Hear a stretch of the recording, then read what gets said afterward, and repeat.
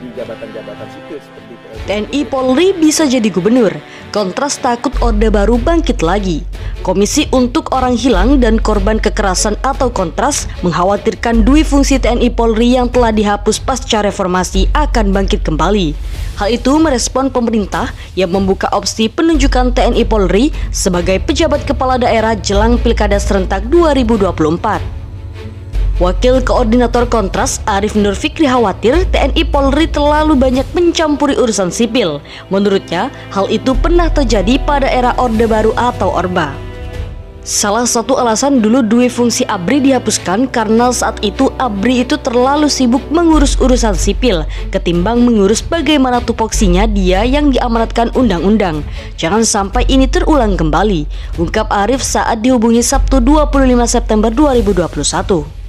Arief menyampaikan Undang-Undang Nomor 10 Tahun 2016 tentang Pilkada sudah tegas mengatur penunjukan pejabat kepala daerah.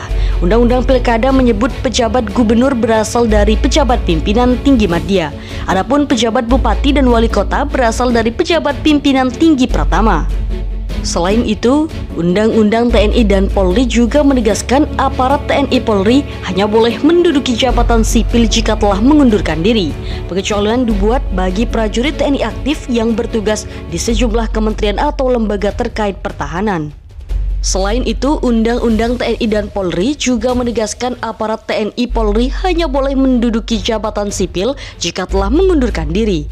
Pengecualian dibuat bagi prajurit TNI aktif yang bertugas di sejumlah kementerian atau lembaga terkait pertahanan. Ombudsman juga pernah mengeluarkan laporan terkait rangkap jabatan TNI atau Polri. Dari laporan itu ada indikasi pelanggaran administrasi. Saya harap Presiden membaca laporan Ombudsman itu. Mulai dari tahun 2022, pemerintah akan menunjuk pejabat kepala daerah di 271 daerah. Kebijakan ini merujuk peralihan kepemimpinan menuju Pilkada serentak 2024. Undang-undang itu mengatur tidak ada pilkada hingga 2024. Bagi daerah yang masa jabatan kepala daerahnya habis pada 2022 dan 2023 akan dipimpin pejabat kepala daerah. Kementerian Dalam Negeri membuka opsi penunjukan TNI Polri untuk menjadi pejabat kepala daerah. Hal itu dilakukan menimbang pengalaman sebelumnya dan kondisi di daerah tertentu. Yang paling utama adalah kita memperhatikan aturan. Bagaimana diatur baik oleh undang-undang, peraturan pemerintah. Itu yang kita lakukan terlebih dahulu, ucap Kapuspen Kemendagri Beni Irwan saat dihubungi Kamis 24 September 2021. Sebelumnya, pemerintah tidak menutup opsi penunjukan perwira tinggi TNI dan Polri sebagai penjabat kepala daerah menjelang Pilkada serentak tahun 2024. Pernyataan itu merespon ahli yang menyebut penjabat kepala daerah tidak boleh berasal dari TNI dan Polri. Kepala Pusat Penerangan Kementerian Dalam Negeri Beni Irwan mengatakan pihaknya selalu bersandar pada peraturan perundang-undangan. Jika penunjukan TNI Polri diperbolehkan undang-undang, Kemendagri bisa saja mengambil opsi itu. Yang paling utama adalah kita memperhatikan aturan, bagaimana diatur baik oleh undang-undang, peraturan pemerintah, itu yang kita lakukan terlebih dahulu, kata Beni saat dihubungi pada Kamis 24 September 2021.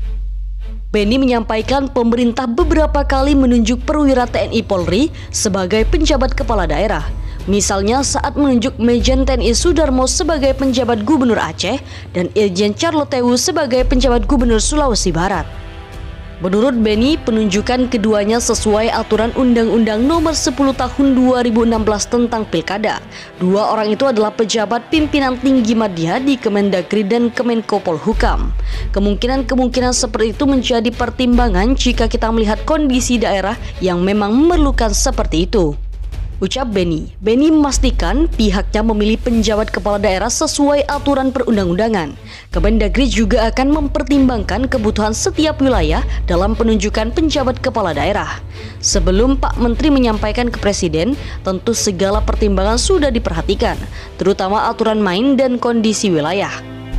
Mulai tahun 2022, pemerintah pusat akan menunjuk penjabat kepala daerah untuk memimpin 271 daerah.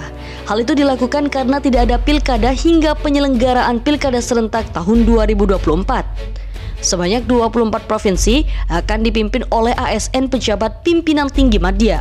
Penjabat gubernur akan diusulkan Mendagri dan ditetapkan oleh Presiden. Sementara itu ada 241 kabupaten atau kota yang dipimpin ASN, pejabat pimpinan tinggi pertama. Penjabat bupati atau wali kota diusulkan gubernur dan ditetapkan Mendagri. Pakar otonomi daerah Johermansyah Johan berpendapat penjabat kepala daerah tak boleh berasal dari TNI dan Polri. Johermansyah mengatakan penjabat gubernur, bupati, dan wali kota berasal dari kalangan ASN. Aturan main undang-undang jelas, kekosongan itu diisi ASN.